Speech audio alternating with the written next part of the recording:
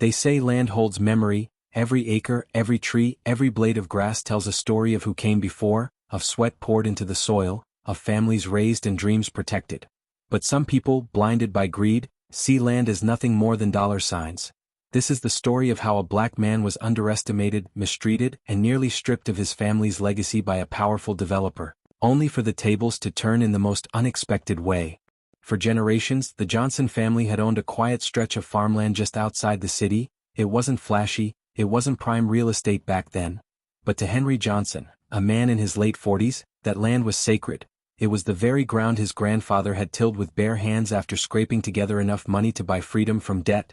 It was where his father had taught him to plant corn, to mend fences, to take pride in honest work, and it was where Henry had buried his mother, beneath a willow tree, promising her he would never let anyone take their land. But as the city grew, so did greed. Skyscrapers clawed toward the sky, suburbs spread like wildfire, and suddenly that quiet stretch of farmland wasn't so quiet anymore. Developers circled it like vultures, their eyes hungry, their pockets deep. And leading the pack was Richard Wallace, a powerful real estate mogul known for swallowing up entire neighborhoods and flipping them into glass towers. Richard first approached Henry with a smile too wide to be genuine. He rolled up in a black car that cost more than Henry's whole barn, stepping out in a suit that looked like it never touched dirt in its life. He shook Henry's hand, squeezed too tight, and said, "Mr. Johnson, I'll give you a generous offer for your land. Sell it now, retire rich, let us build something modern, something profitable." Henry only smiled back, steady and calm, replying, "This land isn't for sale, not now, not ever." Richard laughed like he'd heard a child refusing candy. "Everyone has a price, Mr. Johnson. You'll come around." But Henry's face didn't flinch, his voice was firm. "My grandfather worked this soil, my father bled for it, and I promised my mother I'd never let it go. Some things money can't buy." From that moment, Richard's smile faded. What had begun as a business deal turned into a battle of wills. Weeks later, strange things began to happen. Surveyors Henry had never met walked his fence line, muttering about property lines. Letters arrived in the mail, filled with confusing legal jargon and threats of eminent domain. Then came the intimidation. Trucks parked across from his driveway at night, men in suits snapping pictures of his home, neighbors whispering that Henry was blocking progress.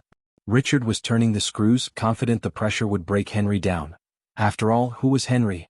Just one man, a farmer with no army of lawyers, no millions in the bank, no political influence. In Richard's world, men like Henry didn't stand a chance.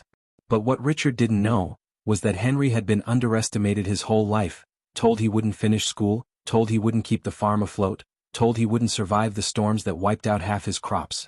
But Henry had learned resilience from the soil itself. Seasons change, storms pass, but roots that run deep will always hold. When Richard finally filed papers in court to seize the land through false claims, Henry didn't cower. He walked into that courthouse with the same dignity his father had taught him. At first glance, it looked hopeless. Richard had a team of lawyers in sharp suits, stacks of documents, and smug confidence painted across his face. Henry walked in alone, wearing the same work boots he wore in the fields, carrying only a worn leather folder filled with handwritten notes and old deeds. People whispered, some shaking their heads in pity, others smirking, already sure of the outcome. But Henry's eyes were steady, his jaw clenched, his spirit unshaken, because what he carried wasn't just paper. It was history, it was proof, it was truth. The trial was brutal. Richard's lawyers tried to paint Henry as a stubborn old farmer standing in the way of progress. They waved shiny blueprints and promised jobs, wealth, new communities. They even accused Henry of neglecting his land, claiming it was wasted potential. Every word dripped with arrogance, as if Henry's voice didn't matter, as if his story was invisible. But when it was Henry's turn to speak, the courtroom fell silent. His voice wasn't loud, but it carried weight. He told the story of his grandfather, who bought the land when black families were denied opportunity at every turn. He told of his father, who broke his back working those fields so his children would inherit more than poverty. He told of his mother, who lay beneath the willow tree, and the promise he made at her grave. He pulled out weathered deeds, tax receipts dating back nearly a century, photographs of generations standing proudly on that same soil. By the time Henry finished, the air in the courtroom was heavy. Even the judge leaned back, quiet, shaken by the gravity of what he had heard. Then came the twist Richard never saw coming, for in his arrogance, he hadn't realized that Henry had done more than bring stories.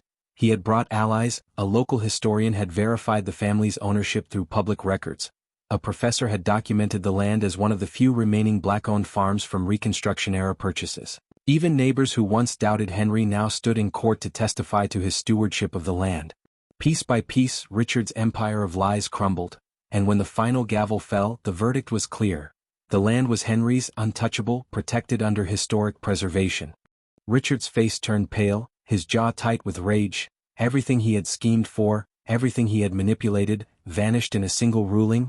He hadn't just lost the land, he had lost his reputation, his credibility shredded in front of everyone. And Henry, the man he mocked as powerless, walked out of court with his head held high. The crowd outside the courthouse erupted, neighbors cheering, reporters shoving microphones, cameras flashing. Henry raised his calloused hands and spoke firmly, "This land is more than dirt, it is history, it is family, it is legacy, and legacy is not for sale." It felt like justice, it felt like triumph, it felt like the underdog had finally risen above. But the story wasn't over, because in the shadows Richard's eyes burned with fury. Humiliation had not humbled him, it had poisoned him further. And as he stepped into his black car, slamming the door, he pulled out his phone and hissed into it, "If I can't take it through court, I'll take it another way." The camera lingers on his clenched fist, his face twisted with vengeance. And the narrator's voice cuts in deep and ominous. What Richard did next would put Henry's family in danger, test the very strength of his community, and lead to a battle far greater than land, a battle for survival itself. They say losing in public wounds the pride deeper than any private failure, and Richard Wallace had lost big. The courtroom had stripped him bare, his lies exposed, his empire bruised. But humiliation didn't humble Richard, it twisted into rage. He wasn't finished with Henry Johnson, not by a long shot. The weeks after the trial should have been peaceful for Henry, a time to return to the soil he loved, to walk the rows of corn and beans, to rest beneath the willow tree where his mother slept. The community celebrated him, neighbors brought food, reporters hailed him as a hero who stood against greed and won. But Henry noticed the shadows lurking at the edge of his land, trucks parked on the roadside with tinted windows, strange men snapping pictures of his barns, drones buzzing overhead as if surveying what the court had denied Richard. One night as Henry slept, headlights cut across his fields.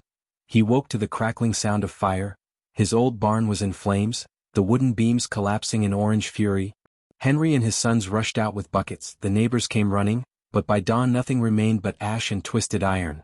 The sheriff called it arson, but with no proof, no names, no arrests, the case went cold. Henry knew in his bones who was behind it, but Richard's name never touched the report. Still Henry stood tall, refusing to be broken.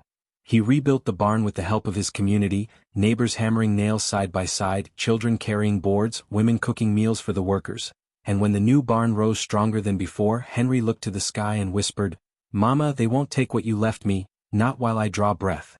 But Richard wasn't finished. If fire couldn't scare Henry, maybe money could. He used his influence at the bank, whispering lies, and suddenly Henry's loan application stalled. Supplies cost more, payments were delayed, contractors backed out. Everywhere Henry turned, doors slammed shut. Richard was poisoning the very systems Henry depended on, choking him slowly with invisible hands. And yet, Henry adapted. He turned to his community once again, bartering labor, trading produce, cutting costs. The farm bent but did not break. Across its side, he felt a chill run through him, not just of anger but of warning. This wasn't intimidation anymore. This was escalation. And as night fell, Henry sat on his porch, shotgun resting across his knees, eyes scanning the darkness. His sons inside, his neighbors calling to check in, the community buzzing with worry. Henry whispered to himself, "They want a fight, but I'm not going anywhere." But what Henry didn't know was that Richard's next move wouldn't just target his farm, it would strike at something far more personal. Because Richard had discovered a secret buried deep in Henry's past, and if revealed, it wouldn't just threaten the land, it would tear apart Henry's family, his reputation, and everything he had fought to protect. The narrator's voice drops low, ominous, heavy with suspense. And so, the battle for the land had only been the beginning. Richard's war was about to turn darker, more dangerous, and far more personal. What he unleashed next would shock everyone, and force Henry to confront not just his enemy but his own past.